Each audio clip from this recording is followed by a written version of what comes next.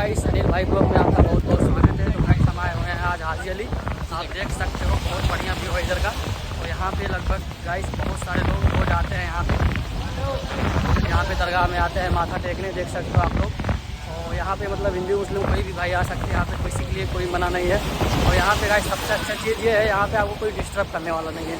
जैसे बहुत जगह हम जाते हैं ना तो गाइस यहाँ मुंबई में मतलब लफड़ा होता है, डिस्टर्ब होता है, लेकिन यहाँ पे फुल इंजॉय एकदम, आओ घूमो, फोटो खिंचाओ, वीडियो बनाओ, कोई दिक्कत नहीं है। गाइस यहाँ पे देख सकते हो कितना बढ़िया व्यू है, ये समुद्र आ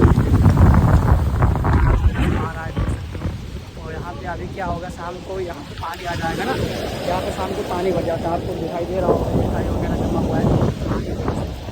और यहाँ पे रास्ता बंद कर देंगे, वहाँ से इधर कोई नहीं आएगा। गाइस पानी भर जाता है, यहाँ कोई आ भी नहीं पाएगा ना, इसीलिए खतरा रहता है। तो अभी गाइस देख सकते हो बहुत बढ़िया धूप निकला हुआ है, एकदम मस्त लग रहा भाई, सच में आप देख सकते हो।